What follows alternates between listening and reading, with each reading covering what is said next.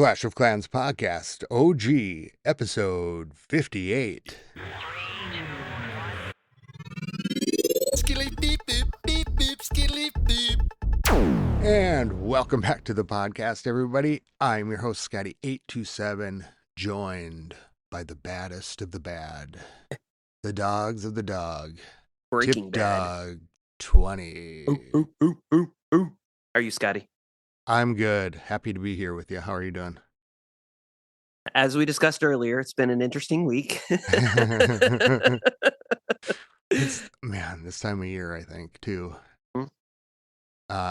You're hanging in there, though. I'm hanging in there. To anybody who's a pet lover, I had 2 pets that I almost lost this week due to a bacterial infection, and we were able to rush them to the emergency room. We had to stay overnight for 2 nights. Finally made it through. They both are good now, but it's been an intense week for sure. Been intense. And you can donate to the Tipdawg Vet Fund. Yeah. No. For only $1 a month, you too Yeah. can save. In the arms of...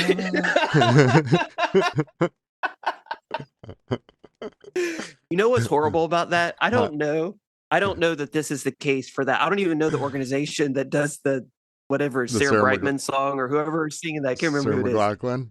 Sarah's right. But there are some organizations out there where only like 1% actually goes to the dogs. Have you seen that? No, I have not. Where where it breaks down? Yeah, so like 97% goes to overhead and like staff costs and salaries, and then 3% goes to the actual cause that you're donating to. Like, it's awful. Whenever I see that commercial, because it gets me, but whenever I see that commercial, I think of this meme I saw one time, and it says, "Hi, I'm Sarah McLachlan, and I'm about to ruin your fucking day." Yeah. I cry after every time I watch one of the commercials.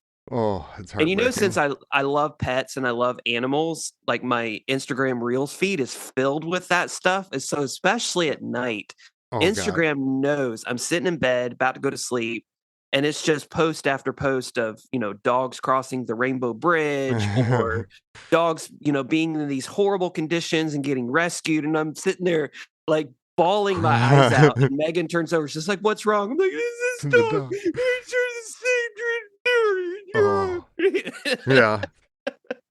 And I have to turn it the other way because I get so angry at like the owner or whoever messed it up, like, or hurts. You know what I mean? If there's like a dog thing, I'm like, God damn it. I'm a very strong proponent of people who abuse animals their punishment should be whatever they did to that animal or that dog should be done to them.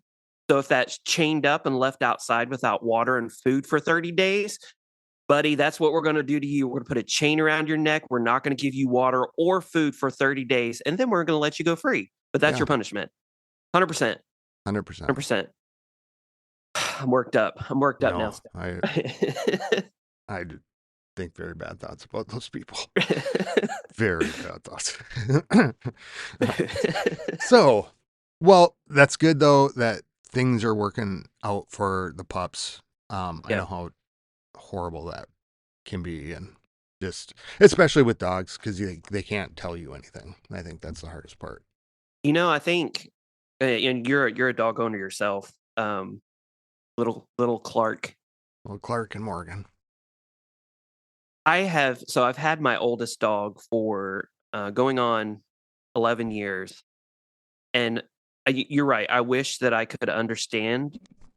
I wish she could talk to me, but also I have this connection with her where I know that something's not right. I know that she's in pain. I know that she's hurting because we have this connection. Like, we've been through so much together that I wish that we could talk, but I do have the connection where I understand something's not right. So for that, granted, my first dog, we didn't catch, and like we literally almost lost her. She was just about to be into sepsis.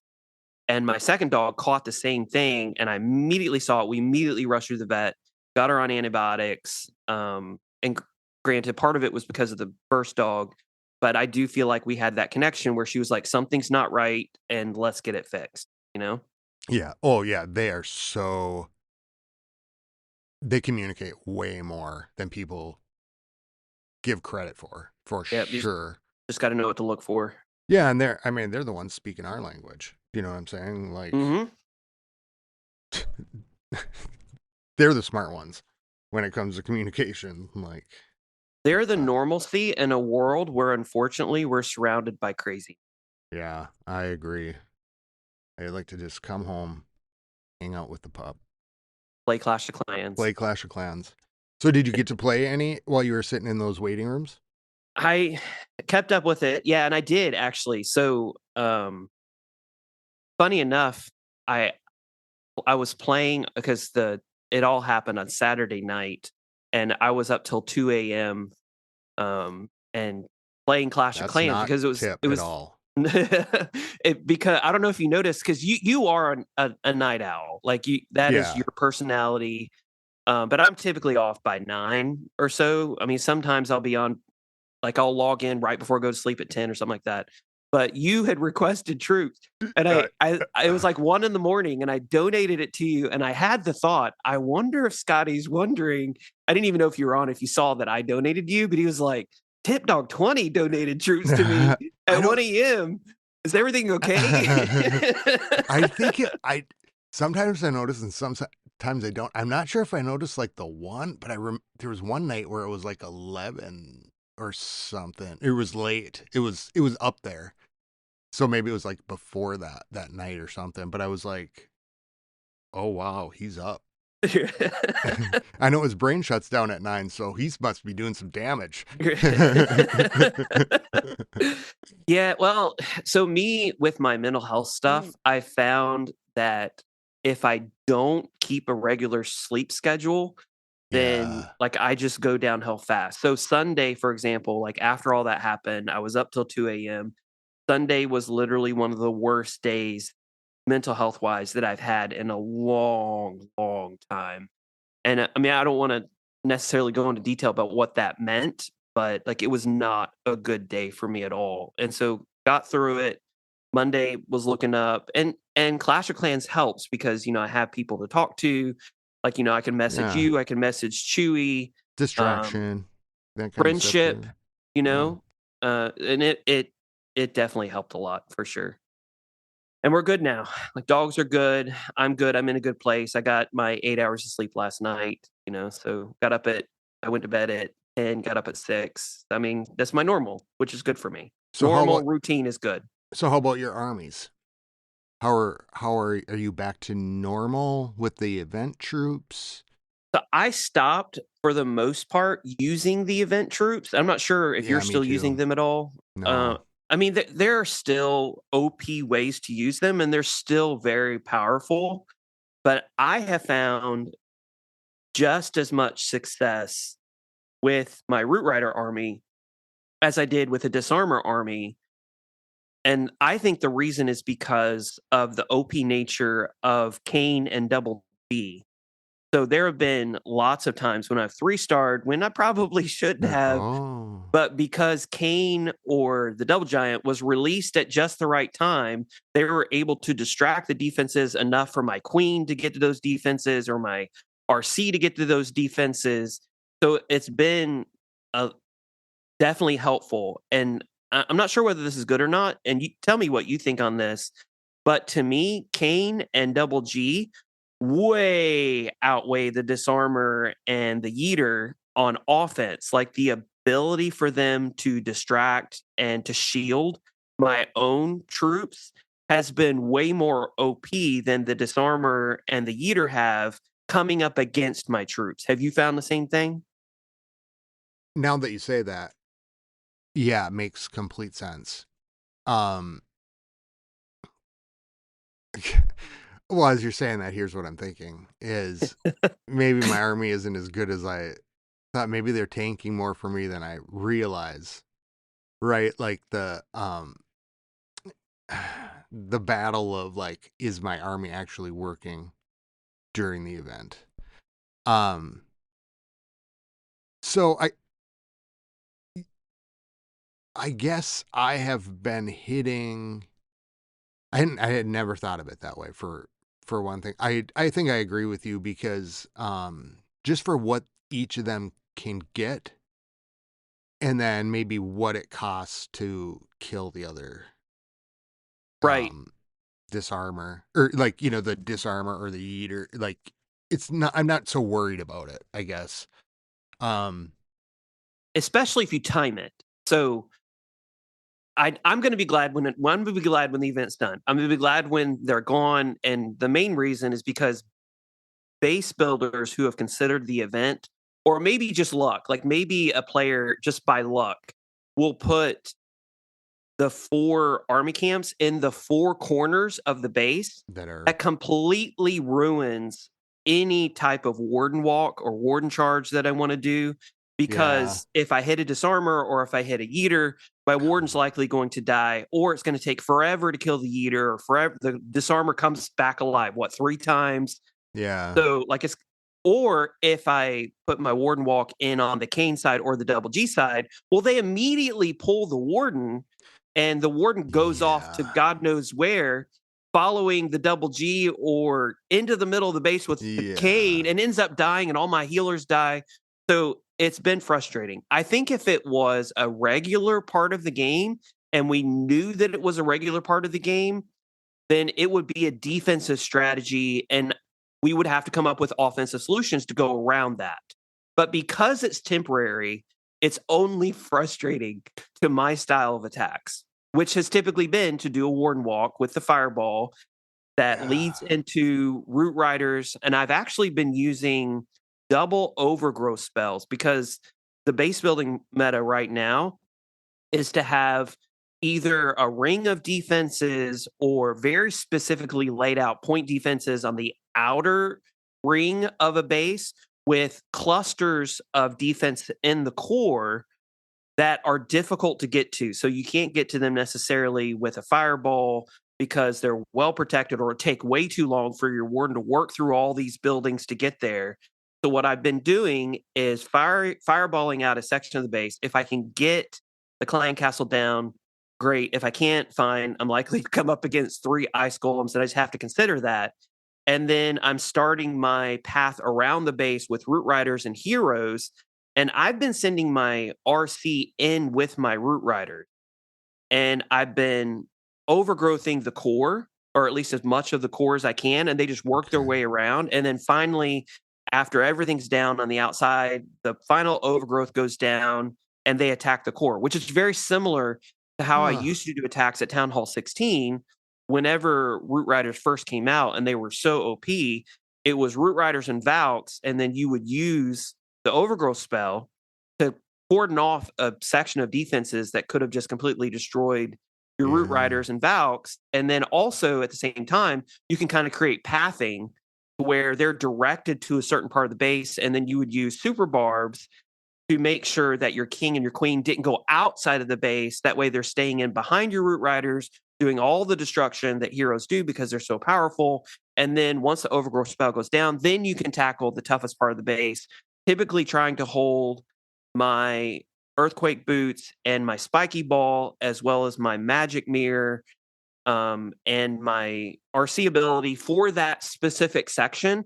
Because I know if I have all of my hero abilities by the time that I get to that section, then I will be able to get it down, even if all my root riders are dead. As long as I have my heroes, then I can at least get that down and it'll be a 3-star. That's How, typically what I'm using. how many roots are you using? I'm using 9 root riders, 9, huh? but also I'm not using any Valk. So, and that's worked for me. A lot of players will use like 6 root riders and then 8 or 9 Valks to go in with them. But I personally have found more success in funneling out with Warden Walk, Fireball. That funnels a nice big chunk of the base, and then going around the base and typically overgrowthing the core, the center somehow. Okay. That way they just go in a circle around the base. Like that's what's worked for me. And the power that the Valks offered are essentially has been transferred to my heroes. When with the Root Rider Valk attack, for example, a lot of times the queen would go down the outside of the base. Like the queen would be used Yeah. maybe with the giant arrow and the healer puppet to kind of walk down to keep the root riders and the Valks inside. I found that if I keep my queen with the core group of root riders and my king, and I'm not using my RC with the rocket spear anymore, I'm letting her go with the root riders. That way we have all that destructive power in the heroes that are accompanying my root riders throughout the base. What equipment are you running on her? On my queen? RC. Oh, on the RC, I'm running the hog puppet and the electro boot. Okay. And that works better for me because I'm running her with the root riders for the destructive capability and the power.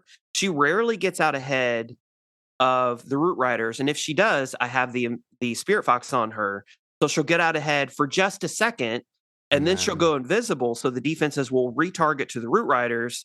So when she becomes visible again, because she's throwing her spear and the root riders attack directly on the defense, she's out of the line of fire Ooh. again. So if I tried having the rocket spear on her, the problem was if she got caught out in front of the root riders and I hit the spear, there's no invisibility. So if it just happened to be within that 4 seconds where she's visible and the spirit fox was not making her invisible, well, I hit the ability, the spear starts throwing. Well, she's targeted by defenses. There's no way to untarget her by those. That's a scientific term. There's no way to untarget her from the defenses because she doesn't go invisible with either the electro boots or the spear. And so I personally have found the most success with the hog puppet just because of that 1 second ability. Honestly, the hogs don't last long. I was just going to ask that. They don't.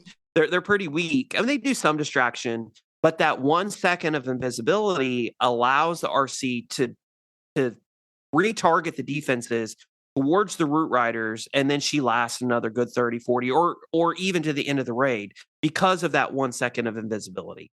I might try that. I've been using the spear with her still, but I'll do it early. Like I won't. So I cut out my RC walk, and I kind of have been throwing her in a little bit more as needed. Sometimes I'll hold, sometimes I'll get her in right away, but I've still been having good luck with the spear because I'll find like at that critical moment of the attack, and maybe it's because I'm sending her in later, right? Like she is still behind everything. But like there's almost like that tipping point in the attack where everything's just it's going and it could break, like you're kind of stuck in that, you're kind of locked up and you're like, if I can get through this, then I should be able to overpower it. Right. And then that's when I'll hit it. And she just like with that distance on it, it just seems like she just assists a ton there. Yeah. Like clearing out just enough to make the next thing go. And I never know, like, to be quite honest, like at the point where I hit her a lot of times, I will blindly hit her if that thing is going on. So sometimes I don't even know where she's at. And then it just is like, oh, boom, boom. Oh, you took out those. Okay, that's where you were. Okay, good. Then I can get through it.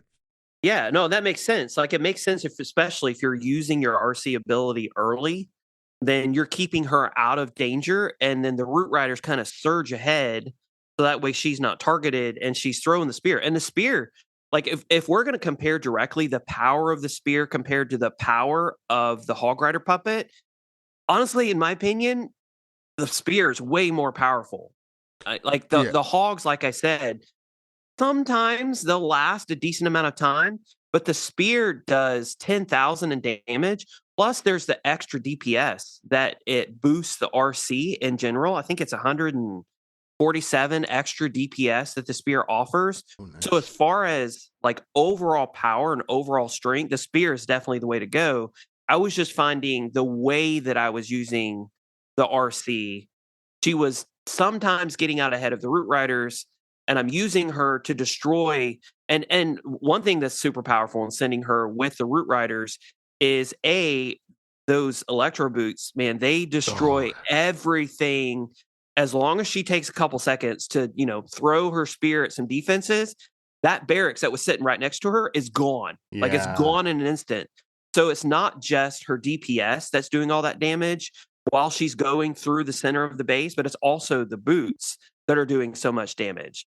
But the spear in and of itself, I would have to say that the hogs, which is literally, other than the 1 second invisibility, this is literally the only power that you have other than a little heal increase.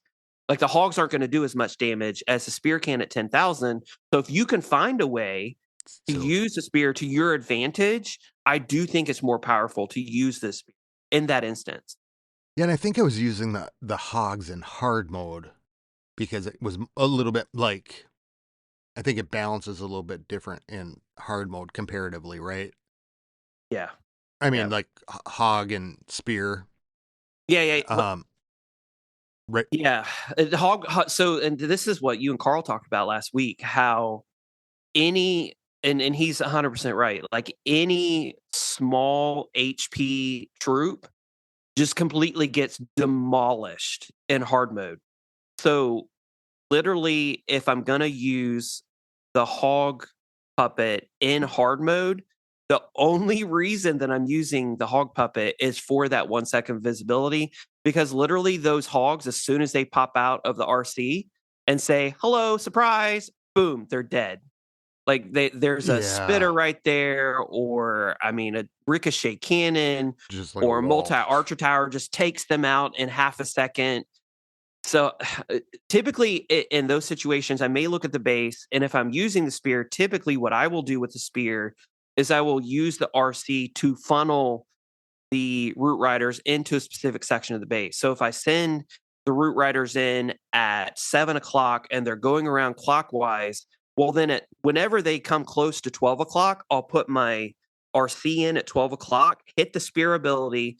That Yeah. way, maybe it's the monolith that's right there. She starts targeting the monolith. The monolith is not targeting her because the root riders just came within range, so she can take out the monolith at that point whenever the monolith is doing the most damage to my army. Yep. Sometimes it works, sometimes it doesn't. I mean, hard mode is just difficult, all over as it is. Yeah, I think. Yeah, I'll do that a lot. Like, come in. It's especially if I think it's about to target or it's targeting my army. I can drop her. She's not going to get hit. Up north, and then take out like that top corner so they don't go up so far. Right, right. On that curve, which is nice. And it How? also takes care of all the trash buildings that's up there because of the Oh boots. yeah, yeah. So, I mean, another, which is why I take Rage Barbarians in to keep those trash buildings on the outside from drawing out my king, because I want his destructive ability. And whenever I hit the Earthquake Boots and the Spiky Ball, I don't want him on the outside of the base. I want him in the base where all the defenses are. So that way I'm getting the maximum value out of my Spiky Ball and Earthquake Boots. Yeah. So those Electro Boots on the RC, like, they can take out 3, 4, 5, 6 buildings just while she's throwing the Rocket Spear. And so I don't have to use Rage Barbarians to take those buildings out. So, I mean, there are definitely positives and negatives to both. I've just found with my regular attacks that using the Hog Puppet has worked better for me overall. So, like, when you're going from like Legends attacks and then to war, is your army pretty consistent, or do you have to? I guess what I'm kind of asking about is, like, I've been doing pretty good in Legend, or like feeling pretty confident with my army and doing pretty well, and then I didn't do so well in this war or the last war, and I'm part of it was like the bases this time, and I haven't had a lot of experience on those type. I thought I would maybe get it, and they were pretty similar to some that I was hitting. Um, but I'm wondering, like, are you with the defensive army camps? Are you noticing that in like a war attack? So what I will typically do, and we actually made this change last CWL, and it's beautiful for an attacker like me because I can look at a base and especially in war, and we have what, 20 we have 23, 24 Town Hall 17s right now. I don't know exactly how many. We have a bunch of Town Hall 17s. So whenever we're coming into CWL, I may have 20 bases that I can look at, especially if I come in at the beginning of the war, and I can look at those 20 bases and I can say, this one, yep, nope, not going to 3-star. There's Oh, no chance, no chance with the attacking style that I have. Like there's little to no chance that I'm going to triple this. I can go to the next base and be like, oh, this is a perfect fireball spot. Oh, wow. There's a whole cluster of defenses here in the middle that I can overgrowth spell twice. Yeah, I can 3-star this one. And so I will only hit the bases that I will feel good work. about, that will work with the style of attack that I'm using. Well, Now, that's a good granted, idea. if I wait until the end of war, it's much harder because Yeah. like the choices have been narrowed down considerably, and there may be 4 open bases. Well, I look at all of those 4 open bases, and base builders, like solid base builders, know to not put any obvious fireball spots towards, the outer ring of defenses. So they're not going to allow me the option of having a great fireball spot. And so I look at those bases and I'm like, well, crap. Like, well, what do I do to hit it? Because I'm so used to using this one army, and my muscle memory is Yeah. there. Like I hit it the same way pretty much every time. And so like I look at the bases, and if I can get in early, get my attack in, I can hit a base that I know that I can triple, or at least I think that I can triple, and then I will do better on those bases. When if I don't have as many good options that fit Tipdawg 20 style of attack, well then Right. I'm not going to do as well. So you got a pretty good handle then on your army and like what it's capable of. I think I have a good handle on base identification. So I I know, and I know what the army that I use can do well against, Okay. which is a problem, and which is also the reason why I'm not as good with competitive matches. Because if you do a competitive match, Oh, typically those are with players who have had professionals build meta bases, and so looking at it, which is why, for example, I've gone with dragons a couple times in our competitive matches. Dragons are not an army that I use on a regular basis, but I'm like, there's no fireball spots. I can't find any really good spots to use an overgrowth spell. My troops are not going to march in a line like I want them to. So yeah. let's dragons are super strong. Like Warpig has proven that dragons are Yeah. absolutely amazing. Well, let's do a spirit walk, which I never do anymore. Let's do a spirit walk and try to funnel out this section, and then use dragons and see if I can get a 3-star. Yeah, and Carl asked me about that, and I remembered you in Clash Worlds using dragons. Hmm. And what else did you use? You used super witches too, right? Or was I that did do super witches a couple times. My difficulty with super witches was they were not fast enough. So oh, I could either and this is like it's 100% skill, because a better player could make it work, and super witches are super strong. Like they stay alive a long time. So a player like Shock, for example, could make it work, but I was finding that I couldn't funnel effectively enough to get my witches to go where my super witches to go where I wanted them to go. Now, if there's a base, for example, that had an easy fireball spot right in the beginning, and there are some bases that are like that. Like there are bases that will again, this is old meta, but they would cluster all the defenses in one section with an invis spell tower right in the middle, or with a rage tower setting right in the middle, and it's right on the edge of the base. So all I do is I, quake or double quake that section depending if the clan castle's there. Throw my warden down, immediately hit the fireball button. It destroys all that, and then I immediately boom. start into my super witches. Like in that example, super witches for me are a genius. Like they work really well. But if I have to let my warden go a bit, like if he Yeah. has to go a minute for me to be able to set the funnel that I want to set for my super witches, well then I'm just going to time fail, and I'm not going to get the triple. So I have used super witches a bit, but not a lot because of that. Okay. Yeah, because when he asked me that, I thought I was just thinking about it, and I'm like, I don't know if there is a definite set army because I remember you doing a couple different ones in the worlds. Like I thought you were kind of switching it up or trying to figure it out because we were doing the event troops and kind of seemed like we were all like trying to figure out what's the next best thing and stuff. So Right.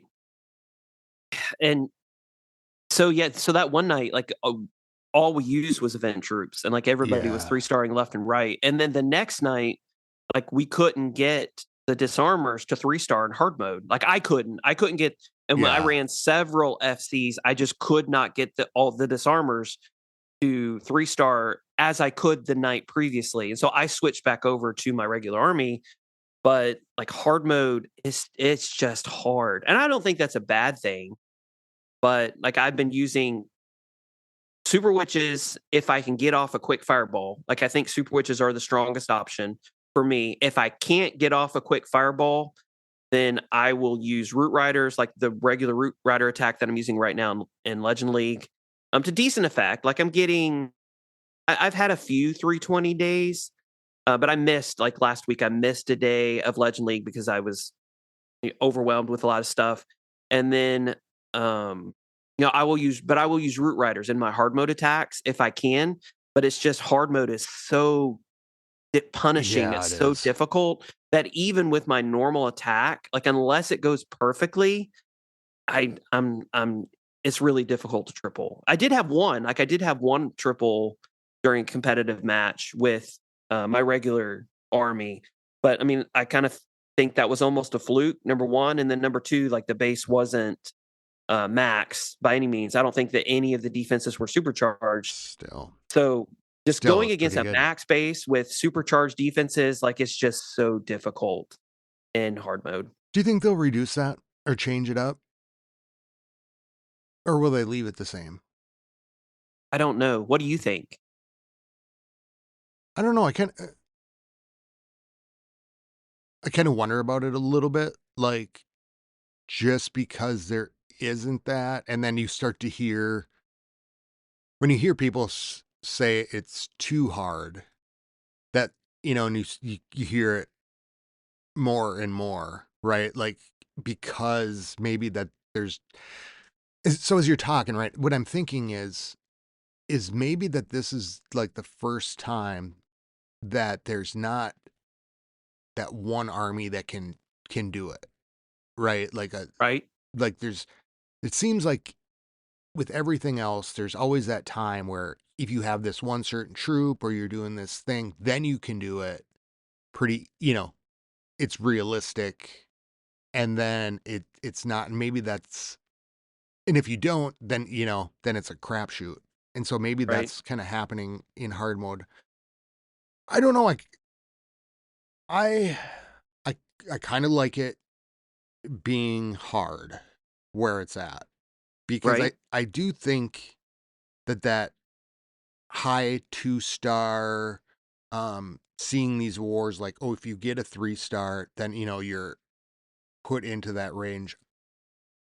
I kind of like that because we're not then like so often getting down to time, because like when we did those matches with the event troops with that were overpowered and then we're all 3-starring and then it's just like time, Mhm. that was really kind of boring, right? And then you kind of that kind of leaves your creativity out of your attacks too. Like I want to set a good funnel, but then it's like then I have to set a fast funnel.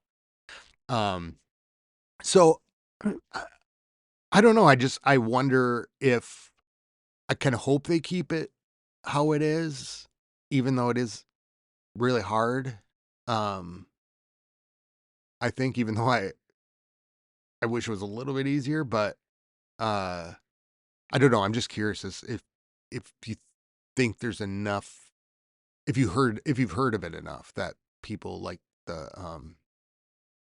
if they The think it's too hardness of hard. it. Yeah, So we've been here before, and you remember the days when nobody could 3-star at Town Hall 11. You remember those days? yeah, yep, yep, Where literally it was impossible to 3-star at Town Hall 11, or even before Town Hall 11 was introduced. Like, it was impossible to 3-star at Town Hall 10. And I remember watching videos of Rex Tacey, who was a player in One Hive, who would do these, and he was a fair play player. He would do these attempts on these Town Hall 10 bases, and the 3-star attempts that he would make as a fair play player were on not even max Town Hall 10 bases, and he would have just the most amazing attacks. And I would watch those videos and I would be like, holy cow, like how did he Poetry. think of that? And he still wouldn't 3-star because it was so difficult. And then again, like at Town Hall 11, as we've discussed in the past, like the Town Hall 9s, if you could have a Town Hall 9 that would hit up and 2-star a Town Hall 11, that would allow a guaranteed 3-star down from an 11 to a 10. Yeah. So I would like to think that hard mode now is about equal with how Town Hall 10 and Town Hall 11 were back in the day. So we've been here before. It's just now it's kind of separated out. So it's not in regular mode anymore. Now it's this super hard mode only for professionals who are wanting to do competitive wars. So I don't think it's a bad thing, especially if it is possible to 3-star. And It was after the Eagle, wasn't right. it? It was like, oh my God, you can't 3-star at all now, the Eagle. Just the destructive power. Yeah, I think that, yeah, now I'm flashing back. I'm in the middle of a flashback. So I think as long as it's possible to 3-star, I think it should continue to be very hard. Like Yeah. I think as long as the best players in the world can break down a base, and if they don't 3-star, they're getting a 98% 2-star, And right? we're As seeing long that. as we have that. Right. And I think we are.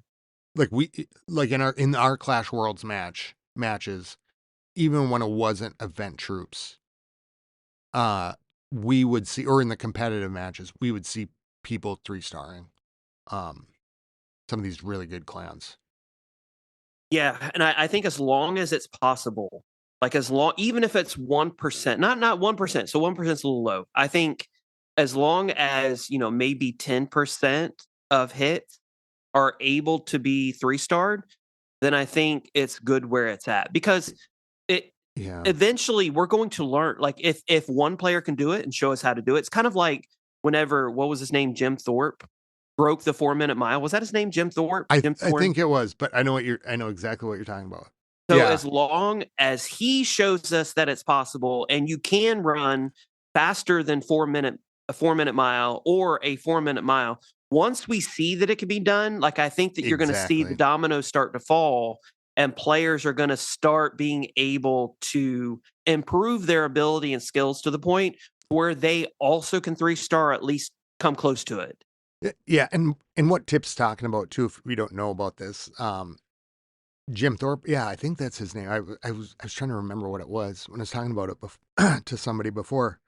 Think about this, like all of human racing history, right? Like recorded up until this point, it was believed you cannot run a 4-minute mile, and nobody could break the 4-minute mile. Here he comes. He breaks the 4-minute mile, and within the year, other people are breaking the 4-minute mile. Right. It's something like 19 people broke the 4-minute mile after that first year, something like that. And anybody could have done it. Was simply the belief that they could have done it that changed it. I agree. I think like being, when you see like the really good clans come in, or you see a really good attacker 3-star in tournament mode, then you go, okay, it's possible. And then you kind of looking at their strategy going, they've got this down. They're not just like slamming something at it. And kind of walking away with like, wow, a different way to look at some of the attacks. So yeah, I kind of hope they keep it, I guess, like in the end, as it is. And I mean, maybe with like Town Hall 11, right? What was the lesson there? Like, if it gets easier, people become dissatisfied. Right. Because then the 3-star doesn't feel special anymore. And just to clarify, it was Roger Bannister. That was Roger the first Bannister.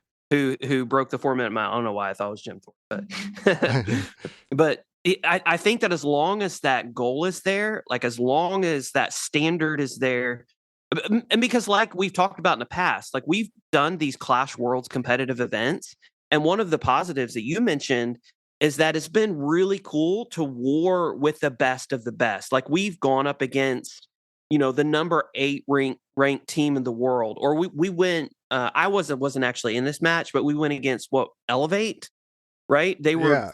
the number 1 ranked team in Clash of Clans, and to be able to sit there and watch their attacks, We beat them. and 3-starred them all.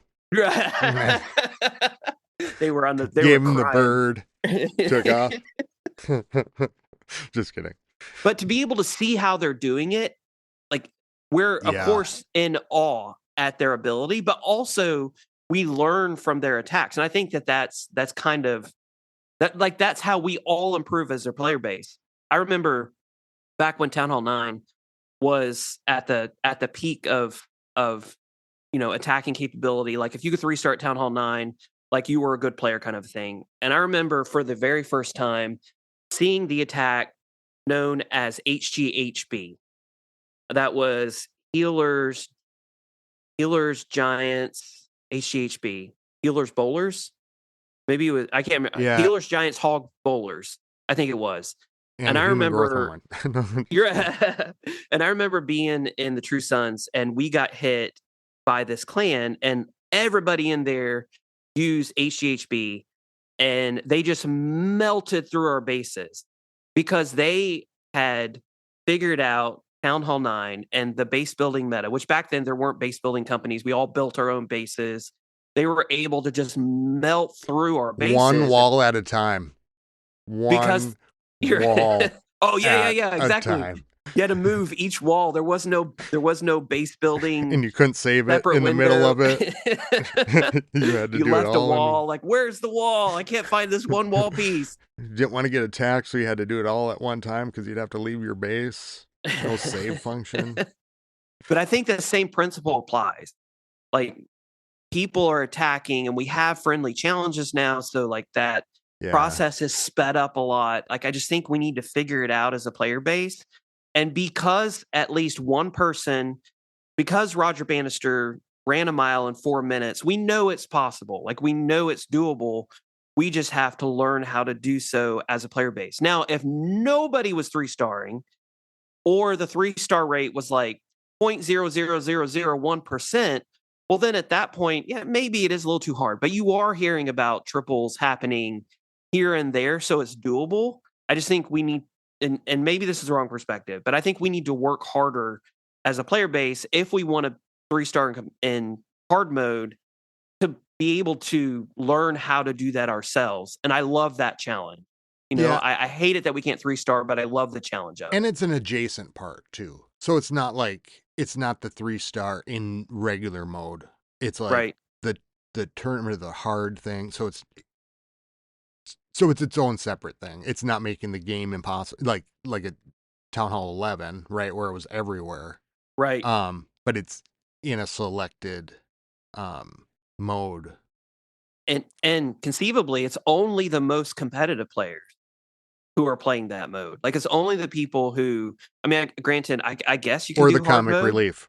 You're in my case, but I imagine you can do hard. I think you can do hard mode at like Town Hall 12 and 13, and the lower town halls. But most players who are doing hard mode have maxed out their base or close to it. Like, they're at Town Hall 17. Like, they're able to 3-star decent amount in regular mode. Now they're wanting that extra challenge, like that extra goal to pursue. Well, here's that extra goal. And I'm sorry that it's frustrating. This is Supercell. I'm sorry that it's frustrating that you can't 3-star in hard mode. Get good, Yeah. Like don't be a noob. Like, learn how to do it. And that's me, 100%. Like, I'm a noob when it comes to hard mode, and I need to practice more, learn how to do it, get better at it. And I'm slowly improving over time. Yeah, and it's experience, I think, too. And it may be like the experience of like switching back and forth. Like, if we were practicing hard mode all the time, it'd be a different situation. I guess it is making us look a little bit more versatile going back and forth. And like,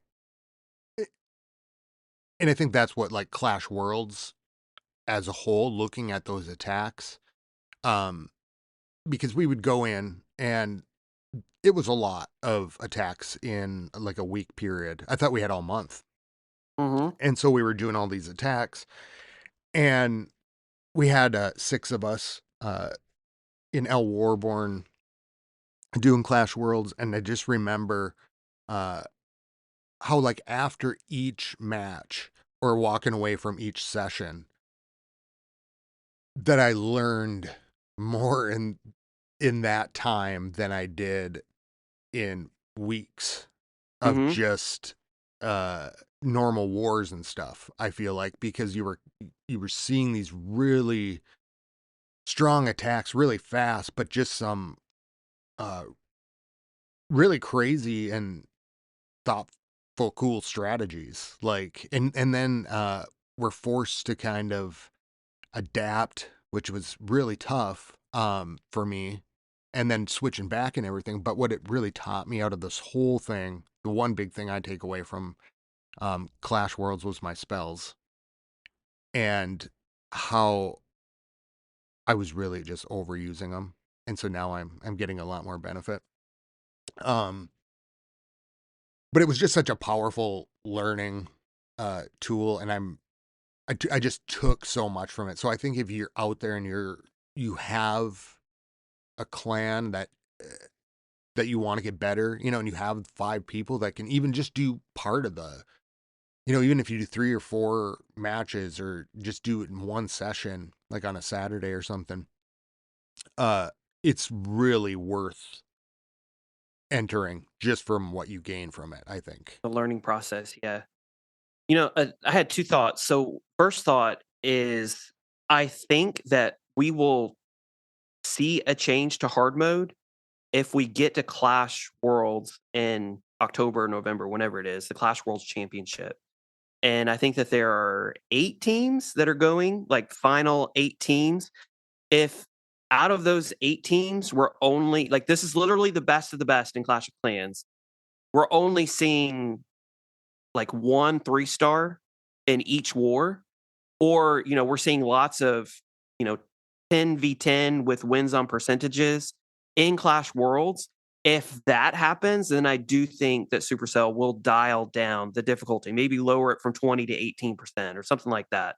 Just because, again, if we're looking at the best of the best in the world, and even they are We're only struggling. getting 10v10 wars, well, I might as well give up because I'm just a super casual player. Like, there's no chance.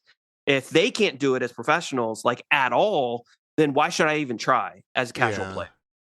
And then the second thought that I had is this really supports the idea of learning multiple strategies. So, a strategy, for example, that I'd really like to learn that I'm looking at learning is the Minion Prince Warden Charge. Have you heard of that at all? I think I saw Aki's video or a And it, video by him, but that was doing that. and it's I haven't like really searched it, but I've heard it's super powerful. I've had Yeah, I several did. people comment on videos how powerful it is. But it uses the new weight, the iron, the noble iron, and the warden, and then you completely clear out a part of the base and then recall them. Like I think that hard mode will force us to learn lots of different strategies really well. So, like right Yeah. now, my main strategy is root riders with 2 overgrowth. Like it's the army that I take into Legend League, and I do decent at. But base builders are going to build against that specific army because so many people use that specific army. Yeah. But if I can look at a base and I'm good at root riders, I'm also good at super hogs. I'm also good at this new noble iron warden charge. I'm also good with dragons.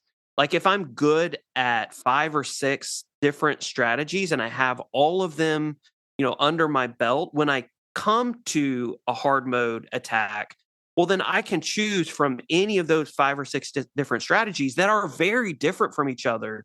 And I can do them really well. I can do the base ID and I can say this base will not work with root riders, but it will work with like Chewy style attack, which is super hogs. Like he has Yeah. very specific super hog attack that he likes to do that works on a very specific type of base. And ironically enough, the type of base that works well with his super hogs is not the type of base that works really well with my root riders. Yeah. But if I can learn all of these strategies, I can look at the base and say, on this base, I know or I think that I can triple with dragons. I can get the value that I need with the giant arrow, with spirit walk, versus a fireball from the warden. And then I have lots of different tools that I can use to identify a base. But as a casual player, like I'm only decent with root riders right now. I'm only decent with super witches under certain conditions.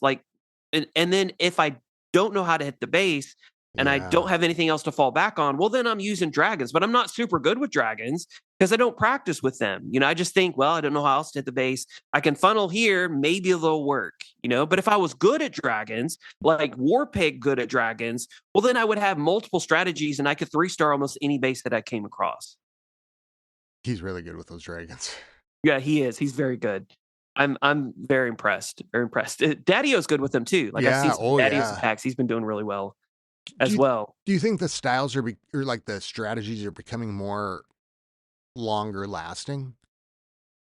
Like in the past, was it you'd learn one, but then it would go out?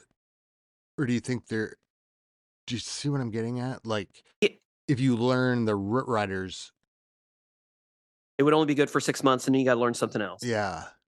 Do you think that's still the case? So the one thing that I do like about the meta right now is there's more than one strategy that can work. So in the past, and I've complained about this before, but in the past, the only attack that really worked was Root Riders and Valks. Everybody used Root Riders and Valks, and everybody 3-starred. Well, now, like Root Riders and Valks will work on some bases, but also we have this alternate strategy of dragons, and we've seen, our own clanmates who are really good with dragons. So there are multiple different types of attacks that work. Oh, yeah. Typically, every now and again, you'll see a new meta break through. But in my experience, typically there will be a meta shift whenever the new town hall is introduced. And it'll take, 30 days or so for the meta to be set. And then, once a month has passed, everybody's using one strategy or two strategies, like in this case. And then that meta will typically last until there's a really big update, like there's a new defense introduced. For example, like let's say that the monolith wasn't a thing and it was introduced mid-season, between Town Hall 17 and Town Hall 18. Well, right in the middle of CWL. That's a regular, knowing Supercell, that's when they would do it. Like that's a meta-changing defense, and then you're going to see some adjustment with types of groups and armies that players are using. But typically, you'll see armies from about 30 days out from a Town Hall's introduction all the way until the new Town Hall is introduced. Like, I don't think we're going to see a change from mass root riders, like similar to how I'm attacking, or mass dragons, similar to how Warpig's attacking. I don't think we're going to see a change on that until Town Hall 18 is introduced in December, whenever that is. That's good, though. That gives us a little bit of practice. And maybe it's one of those things, too, where none of those things are super overpowered. Right. Right? If I'm... Maybe... Yeah, no, maybe I think you're right. That, but... No, I think you're right. I think on hard mode, I guess, too. But. Well, and I think, like we've discussed this too, there are ground focused bases and base builders who focus like against a root rider meta, and then there are bases that are very clearly built against like an air meta, like dragons. And so, like I think that you have both of them, and you can look at the base and say, well, this is better. And I can even do that now, like not as good as some other people, but I can look at a base and be like, oh, this base is perfect for Warpig, or I look at the base and I know how Chewy likes to hit. I can be like, oh, this base is perfect for Chewy. And so like if we go through our competition, like we're going to get better learning each other's style attacks. Exactly. Right. So like we each have certain style attacks, and I try to go in and I try to watch all my clanmates' attacks to see how they're doing, to see if they come up with any new ideas. And as we get into competitions or as we're in CWL, I'll look at a base And like there are even times when I'm like, oh, this is a perfect, this is a perfect swim base. Like Yeah. when he was doing the whole clone Yeti attack, like there were very specific style bases that he would just demolish, and he was really good at that style base. So like I definitely think that now there are bases that specific players and specific strategies, specific styles can hit. Is there Yeah, one meta right now? I think there are two metas in the dragons and root riders. Okay. I think. Are you seeing the same thing? Yeah, I mean, yeah, I think that's what you're seeing mostly in war. Hard to tell, I guess, with the event troops. It Yeah, seems like the ones that I'm getting hit with are uh dragons, or they'll use the event troops. So it's hard to see the ground as much, I think. Are you going to be happy when the event troops leave, or are you going to be sad? I will be happy. Yeah, And it's because I think this is a creative event, and I think like I wish it would have been introduced just right after CWL, right. and then we would have had the like 2 weeks, and then this last, like, it would have been on for just 2 weeks, because then this last week we could kind of go back to normal and get ready for CWL. Right. Because once this ends, we're starting CWL right away, and some of the switching thing could be a little bit of a issue for me. Like, how is it going to work? Is it still holding up?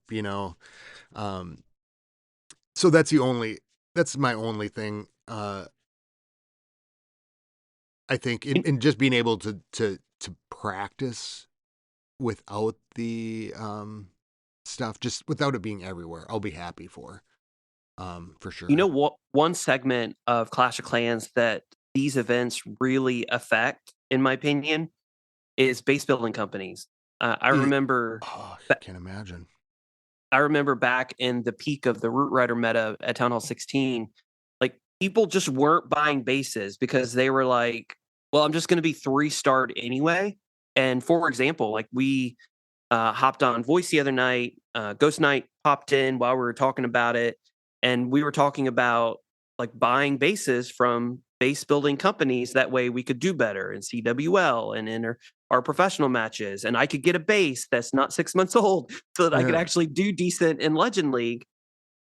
Because this month has been event troops.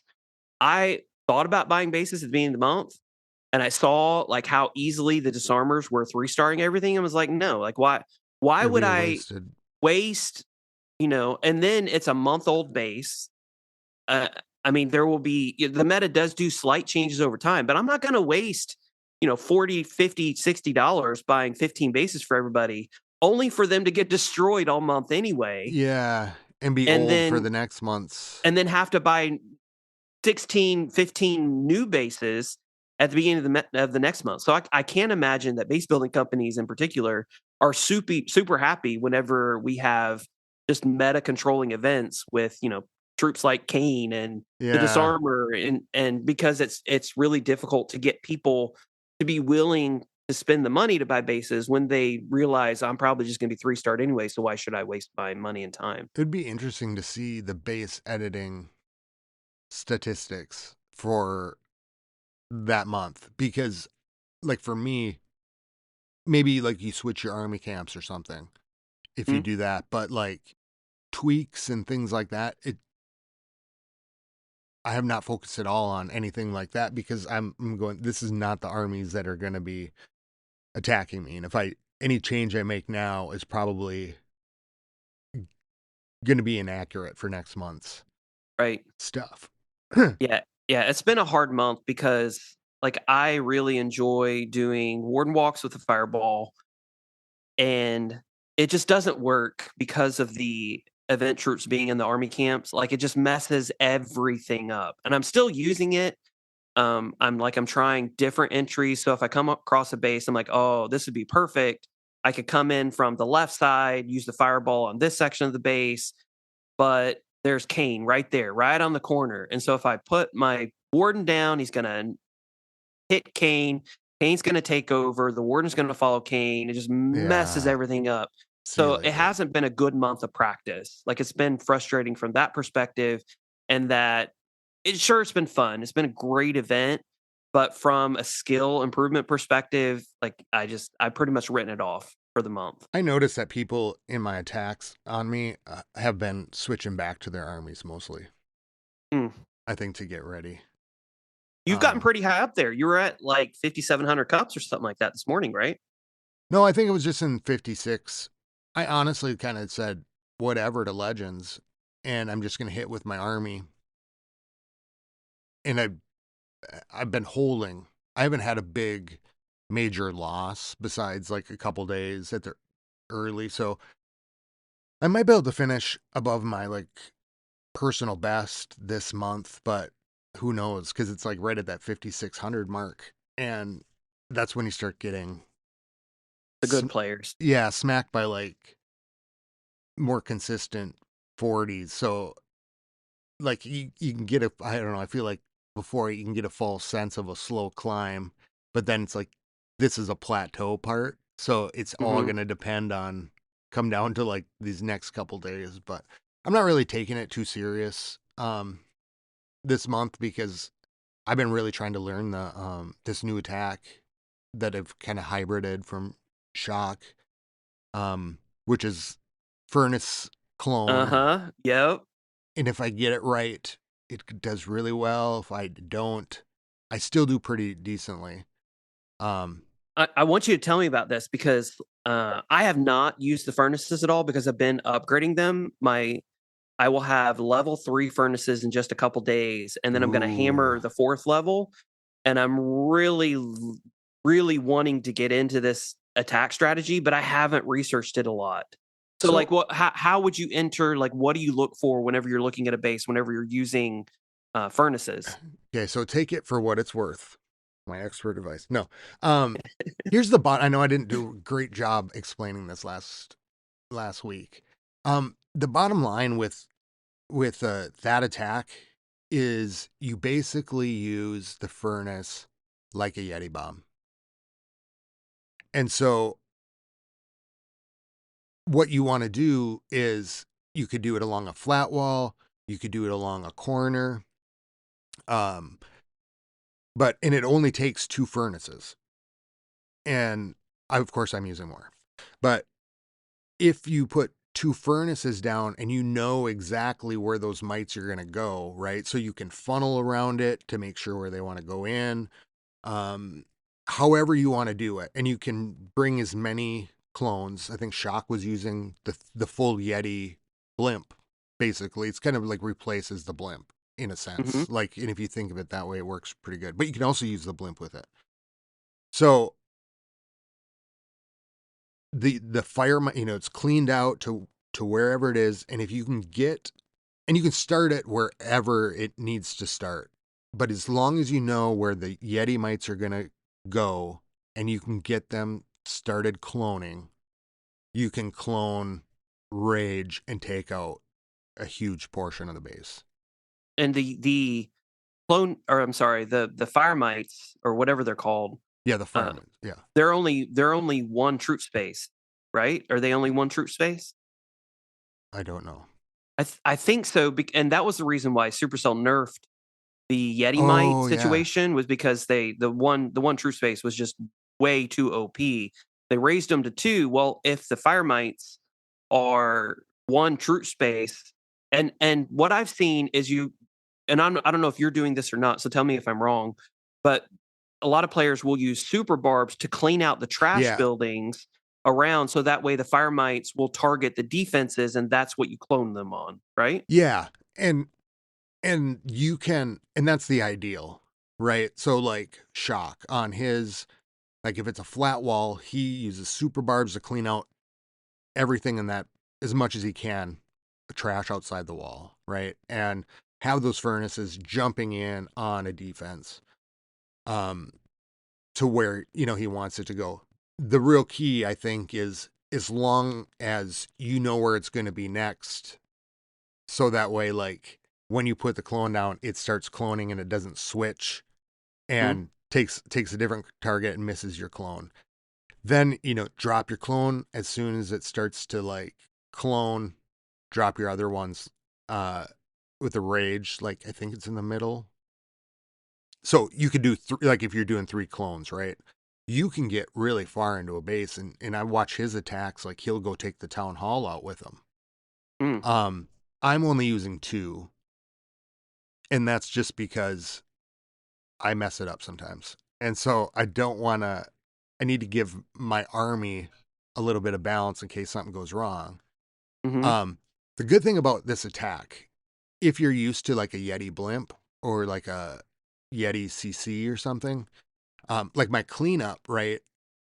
Or like as I'm cleaning out or cleaning my funnel, I'll use Yetis. And so if they go and they get into the clone, the Yeti mites, they'll do work too.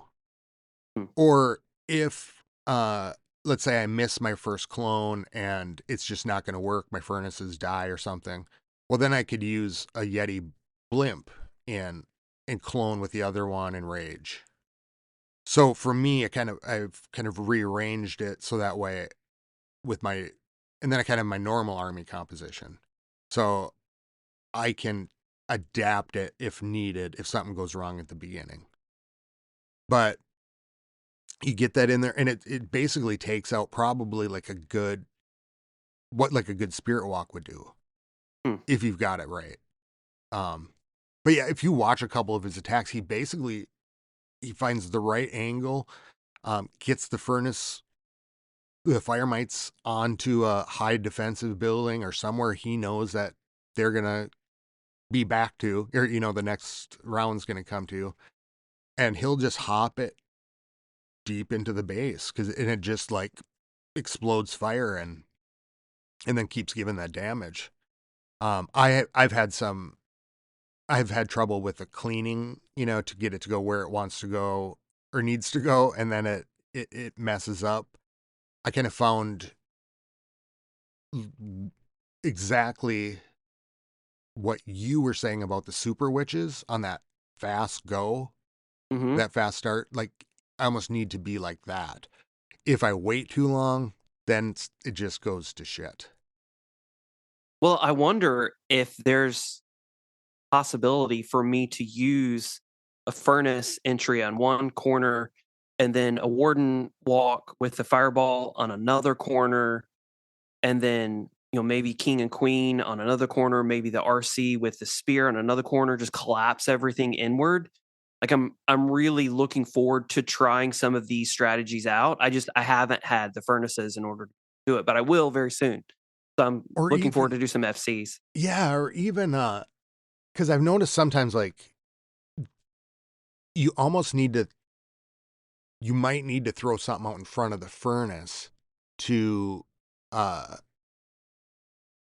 the fire mites to make sure like if a expo, like Oh, it's right. tanking or something for it, so like Hmm. it can get in. um but it will, if you're willing to give up the spell space, for sure. Sometimes what I've done too, what I've noticed I've had good luck with is that if I've got my furnace and fire mites going in to take out this part of the base, I'll drop my warden and do a warden walk on one edge of it. So that way the rage vial or the rage gem or whatever is Hmm. raging them, and Oh, I start my funnel out. It tanks in my queen, and then the fire mites just keep going down, and my other army splits the other way. so it's a good funnel setter. I mean, you already said that. Like Yeah, it's very similar to like the spirit walk, for example. yeah, or even like if you put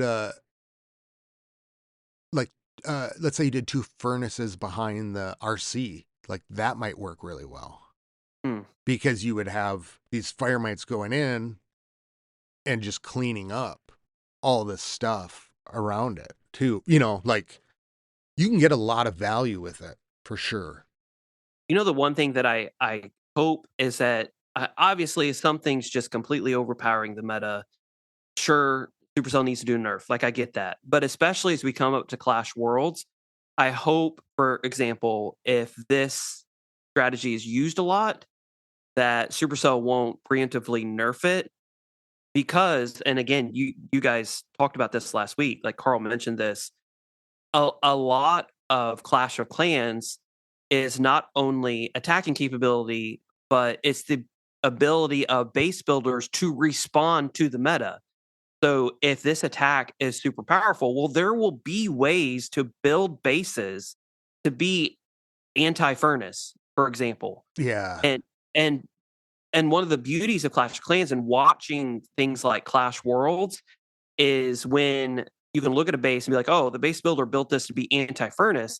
But at the same time, because they built it to be anti-furnace, well, you can hit it with another strategy, which goes back to our having multiple strategies in your tool belt that will completely demolish that type of base because we have one strategy that's working really well. And Yeah.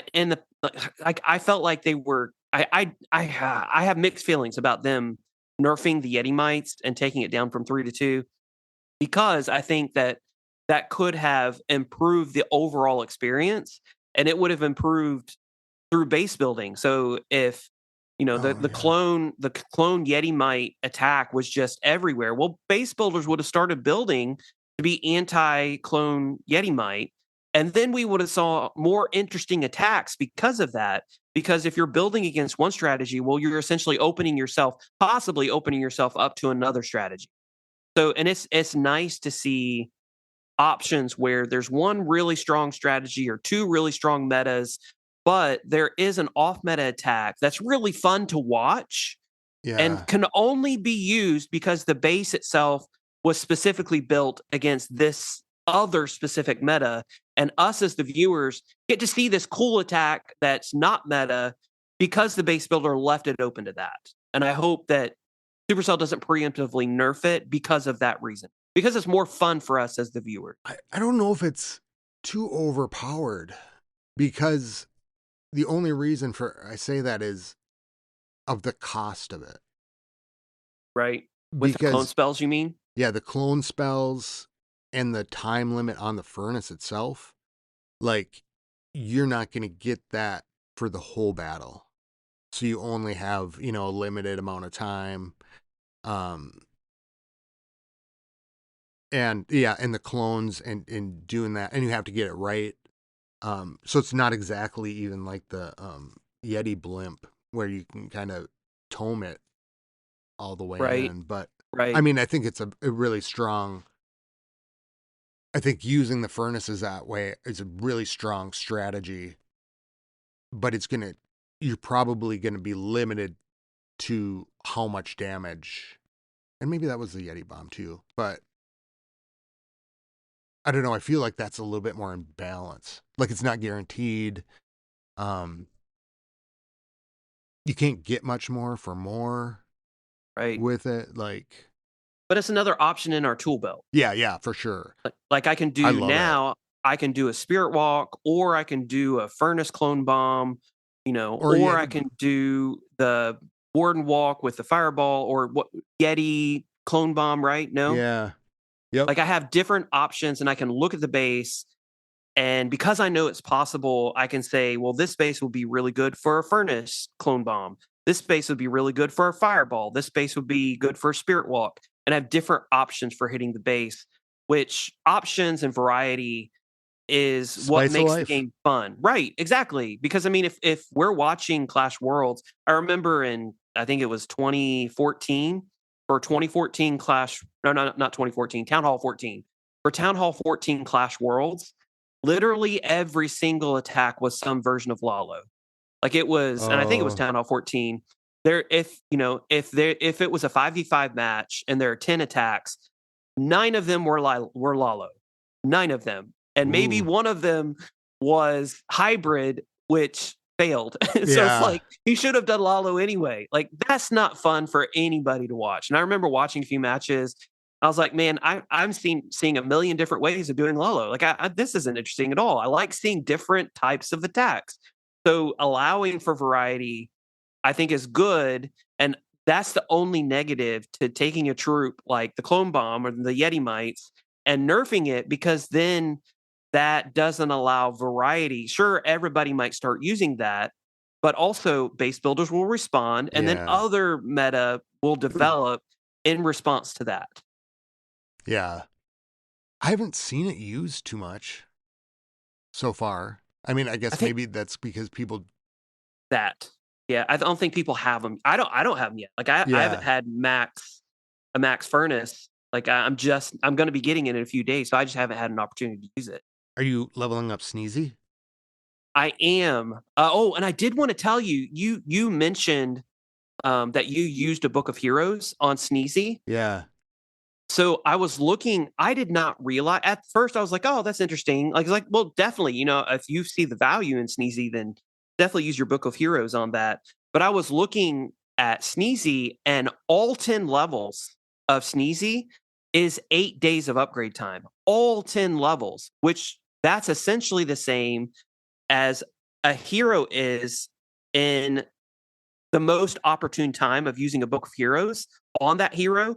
So the maximum time that a hero will take to upgrade is 8 days. So if we're going to use a Book of Heroes on our hero, it's most efficient if we can use it with that 8-day upgrade time, which is Oh. also why if you can get your one hero to, so let's say, your queen, you can get her to level, I forget what the 8-day upgrade time starts at. I think it's 80 or 75. I think it's 70. So on 76, she starts, or it's 80. So if it's 81, to get your queen to level 81 and then use Books of Heroes only on your queen, because you're saving 8 days for every Book of Hero that's used, And then and other not one. 7 days or 6 days and 12 hours, Yeah. anything like that. So the Sneezy upgrade time is 8 days, which if we're going to use a Book of Heroes most efficiently, it's going to be on an upgrade that's 8 days long. So using Books of Heroes on Sneezy, you're actually being as efficient as you possibly can because of the upgrade time. Now, there's a question of, is it more worth upgrading Sneezy, or is it more worth upgrading our king and using that Book of Heroes on our king? But your question is already answered in that case because your heroes are already maxed. Yeah. So therefore, using a Book of Heroes on Sneezy is not bad at all. In fact, it's Well, I have my extremely efficient. minion prince yet, but it doesn't matter anymore because I already maxed them out. Show off. I just used like all my books and like uh pet potions, and so I had them down for a few days and like a few pet potions, and then I got books. And kind of had to wait, but I really like him. He is, yeah, he's super strong, especially like as you pointed out, with the fact that the boogers are like 1,700 hit points and do like 150 damage or like something ridiculous, and it's just an unending supply of boogers. I mean, they come every 15 seconds or something like They're that. great for cleanup. And then like if you're doing the clone It furnace, clones the boogers. yeah, clones the boogers. If you clone the boogers, like I haven't done it purposefully, right? But if they get trapped in there and they clone, they do some work. Interesting. I wonder what the troop space is on the boogers. I don't know, I don't but know I that. had about, I swear there was like 10 or at least 10 That's an interesting circling, idea. like, and they survived a tornado trap. I believe, if I'm right. But what'll happen is they'll just kind of drift in and then they'll get cloned, and a few of them, but I should actually just try. I'm wondering, like, that's an interesting idea. What if you could have a booger clone bomb? It's Yeah. funny to say, but and especially like I don't know the troop space for the boogers. Like I've never even thought to look it up. But let's say that they're 5 troop space. They're probably more than that, but let's say they're 5. That means you could clone like 8 of them. Like if you could Yeah. clone the clone, and like you could literally have this army of boogers just marching across the Ooh. base. Like that sounds really interesting, and that'd be definitely something to look into. So if I drop a clone on a hero, does it clone the hero? No, unfortunately not. That would be pretty OP But though. that's all right though, because let's say I drop the warden on a high level thing at the start, right? Or like a high DPS, like a hero Monolith. hall or something. Oh, right. Uh-huh. Something that's going to hold them up. drop him that's out of range, and then I cloned the boogers right then, drop it on him, clone Be out interesting. from there. You could do a warden walk that way, where you Yeah. could just do the warden walk and use your clones to clone the. But I don't know how it would work in practice though. Like, and I and then see I what don't you're know if it saying. would be like one. It would only be one booger at a time. And one of the reasons why the Yeti Mite clone is so powerful is because you're able to clone multiple Yeti Mites, and then those Yeti Mites, those cloned Yeti Mites, go into another clone, and you clone the clones. Well, yeah. So So maybe that's what you do, like 3 clones along the warden walk. that would be interesting to play with for sure. You I'm need to gonna do contact it. Shock. I'm gonna do it. Tell Shock to do it too, so that way maybe You he can can see figure the something out with the clone booger bomb. yeah, the clone booger bomb. And if you did the furnaces,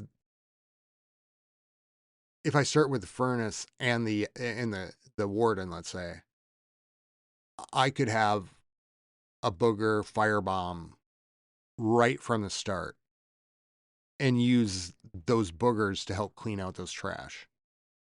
We need a Clash of Clans name for that. Fire boogers. Attack of the fire boogers. Attack of the Great cloned snot of fire fire. boogers. Great. Hoo-ha! Great snot of fire.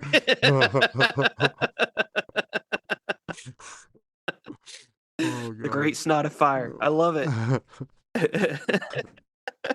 I'll have to get back to you on that. I'm gonna try that out. That sounds like really cool. I love those fire mites, and I'm glad that they're working because I would want to use them anyways. I'm excited to try it for sure. So next month's Clash Worlds, we wanted to talk about that. Unfortunately, we're going to have to do so without Chewy. That makes me very sad. Yes, I know. Very, very sad. He's on his break. I miss him already. Yeah, for anybody who's not a part of the clan, who's listening to this, Chewy has had to take a break. Entered hibernation. And he is in hibernation. He's taken a digital detox. But we miss him intensely. We miss him intensely for sure. And so unfortunately for Clash Worlds, which we had 7 Town Hall 17 accounts that were interested in doing Clash Worlds. So it was me, you, War Pig, Man Bear Pig, Deer Zombie, Swim Boy, War Pig. Did you say? War Pig. I think I just missed somebody, and I'm so sorry. No, Like, me, you, Chewy, Swim Boy, Beer War Zombie, Pig, War Pig, Beer Zombie, and Man Bear Pig. Man So Bear that's Pig. all of us, right? Yep. And so being down Chewy means that we're at the 6 anyway, and you can only sign up 6 for Clash World, so it's going to work out. But we'd also talked about like trying to sign up 2 teams, which is interesting because we have several other OP attackers, like we've already mentioned. I mean, All Hell, Daddy-O, like Mergen is doing really good. Like that could do well. They would do better than I would. Better than I would, right? They have some amazing attacks. And so maybe having 2 teams is a possibility. Do you still think that that's a possibility? And then also, like, one of the reasons why we miss Chewy so much as well is because he did all the organization and set up, for Clash Worlds and competitions and stuff. So he's definitely missed from that perspective. Well, and Awesome Pie Guy went into hibernation this week for a little while too. And he's definitely missed just as much as well. Yeah, definitely. Put him in carbonite, I should say. We've frozen them in carbonite. I know. And they're hanging on our wall. A little inside joke. And so I'm thinking about like I'll probably just post something and see who's interested. I kind of thought we might be at the 12 before be able to get there. I'm not quite so sure. But we could, certainly try. I just want to make sure everybody who wanted to get in could. The other thing with organization that I did that helped a lot was I did a Google form with just availability. Oh, perfect. Yeah, I remember doing that. That's the overlap. So I think figuring out how to coordinate the attacks will be tough. But I think if you had, if we had the numbers and you had like a team leader, so that one person was coordinating one person was coordinating one. Mm-hmm. It would work well. I think it's just a numbers thing. But what is this about the 14s? Or which one was it? TH9? So in addition to the Town Hall 17 Clash Worlds Championship, Clash of Clans is also holding a Clash Worlds Championship for Town Hall 9, Town Hall 12, and Town Hall 15 on top of that. So Oh, essentially same setup. And I don't know if they're going to use a tournament hub in game like they have for Town Hall 17. I assume they will. But basically all Town Hall 9s. And they're going to have a tournament. I'm guessing it's going to last 3 weeks, 4 weeks. Where I'm guessing they haven't announced details, where it's going to be very similar to Clash Worlds, where you're just warring nonstop, back to back to back. And so, and that's at Town Hall 9, Town Hall 12, and Town Hall 15, that's which I'm cool. super excited about. I'm just finishing up my Town Hall 9 now, where it's almost max. I already have a max Town Hall 12. My Town Hall 15 is just weeks away from being max. So we have renewed our vigor and focus in House of L2, so that we want to especially be focusing on Town Hall 15 and below, with the goal of hopefully finding enough Town Hall 9s, for example, to participate in the Clash Worlds Town Hall 9 tournament. Same with Town Hall 12, same with Town Hall 15. So if there's anybody listening and you have a Town Hall 9, Town Hall 12, Town Hall 15, and you're interested in participating with us, House of L, we're trying to get that set up. I don't like, we don't have enough right now, so we would definitely need listeners to come in. Welcome in House of L2. We're running regular wars now. Password, as always, is fan in the stands, or Fits, FITS, or say Scotty is good looking and Or Tip amazing. is hot. Right. Take it off, Tip. Or just give us a great big Wookiee roar, Yeah.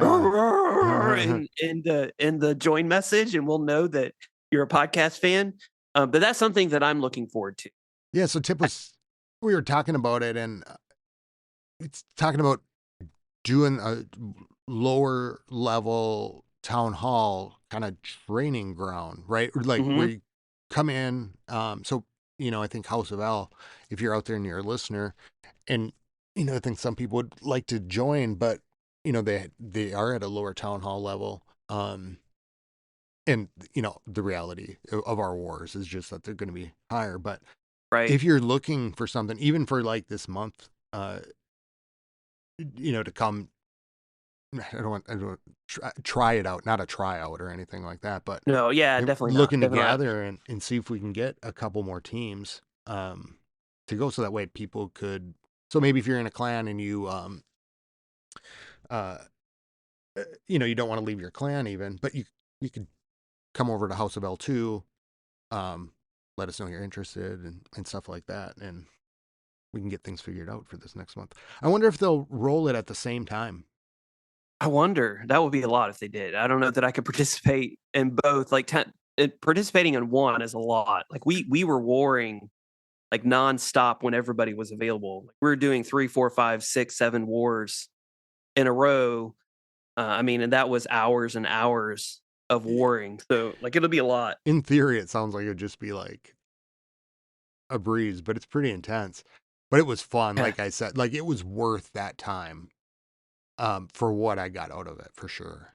And I've said this in the past, but the most enjoyable time that I personally have is when we all jump on voice, Yeah, and like we just have these silly jokes, and like we we're on have both, a great time, you listening, know. watching each other attack.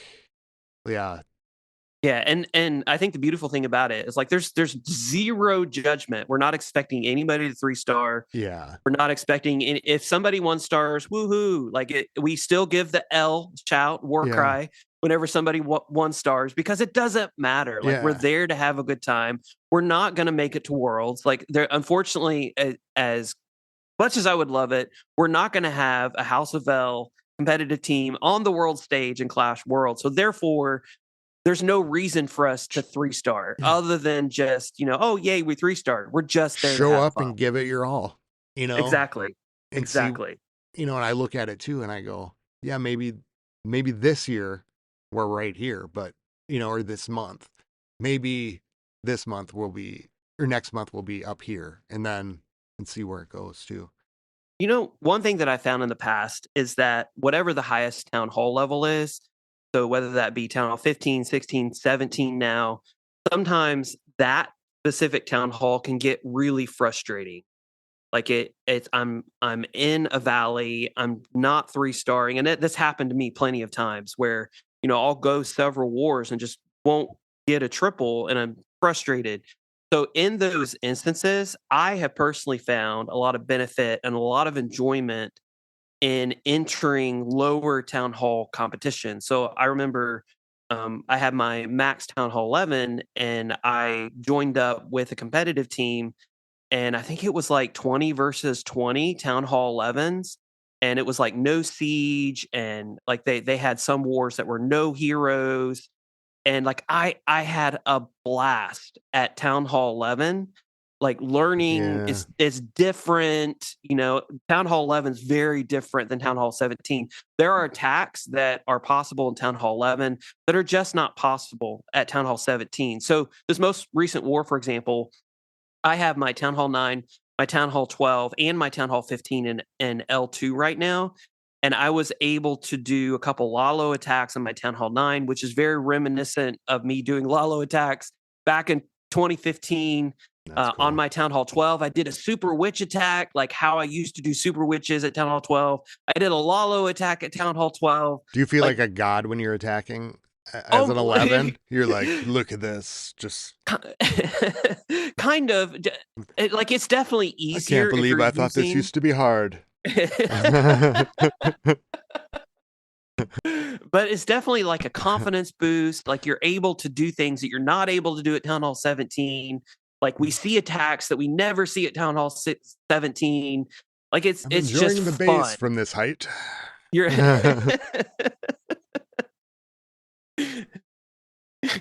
You remind me though, like this might be a good case where if you've got because there's a lot of minis in L2 right now. Mm-hmm. If you're out there and you have a mini that you want to get into Join Clash in on Worlds, the fun. yeah, and I guess what you'd probably have to do is beat a House of L2 by the end of CWL, right? Or right about the end of CWL, because wasn't it the next week? I don't know. I don't know when they're actually holding the events for Town Hall 9, 12, and 15. Like they haven't provided details. Yeah.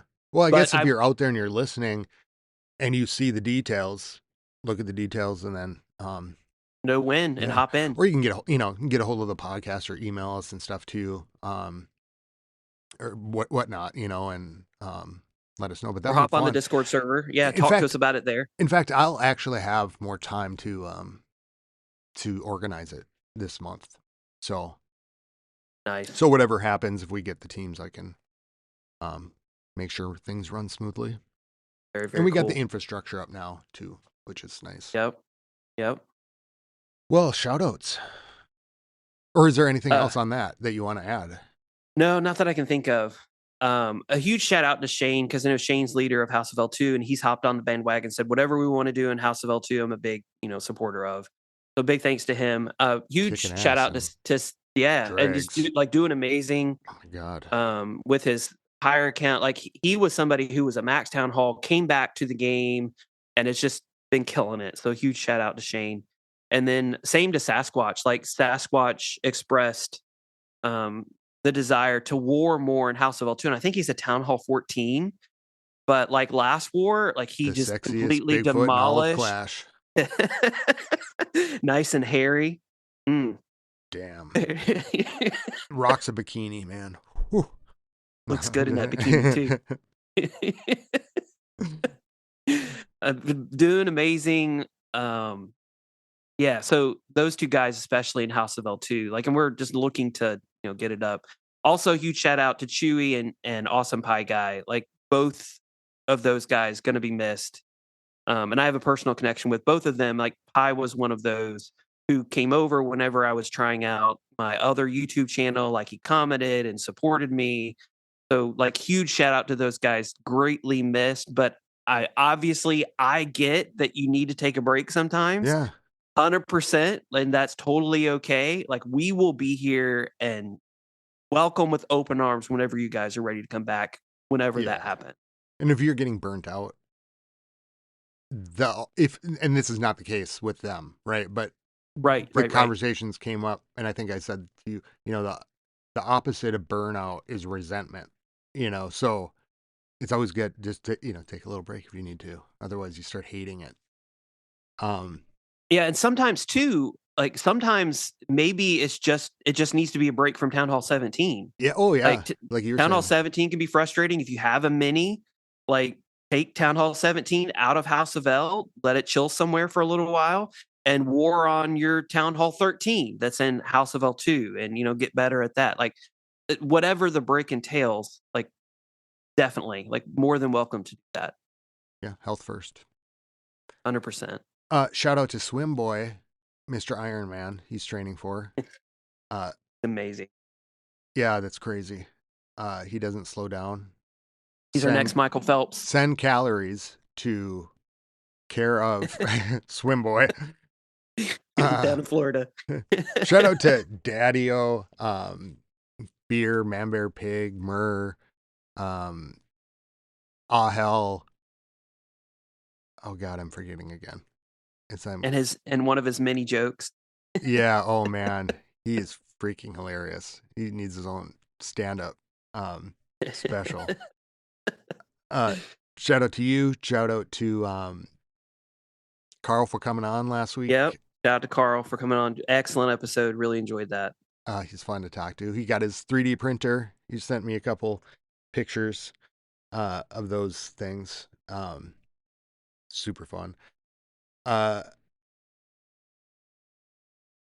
maybe we should do a shout out to Woo. Yeah, big shout out to Woo. So the Crystal Join podcast is, other than the Clash of Clans podcast, is of course my favorite Clash of Clans podcast. But Crystal's Join is a close second. So I have missed it was monthly dose of Carl and Woo. It would be nice to have them back for sure, because it definitely brightened my day for sure. They're hilarious. Yeah, I love We're a good listening relationship too. Yep. That's awesome. Of course I'm forgetting some. So if I've forgotten you, I'm sorry. And the usual gang, I guess I could say that.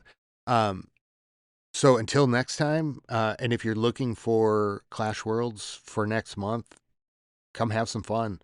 I think it'll be pretty exciting. And as you were talking about that too, I was thinking, oh man, set up those Discord channels for this and this and this. So you can get a hold of us at clashclanspodcast@gmail.com or clashclanspodcast.com, or follow Tip and check out his YouTube videos on Clash Tips on YouTube. Anything else I'm forgetting, Tip? No, so this, just to add, like, this week has been crazy, so I haven't been able to post anything this week, as we talked at the beginning of the episode, but looking to get back into it, start cranking out videos again. So those are always fun. So thank you, Scotty, for your support, and everybody else, because we just hit 5,000 subscribers. Hell yeah. Which is super exciting. So it's That's a lot awesome. of fun for sure. God, you're famous. Yeah, I'm far from it. far from it. All right, everybody. Till next time, keep it clashy.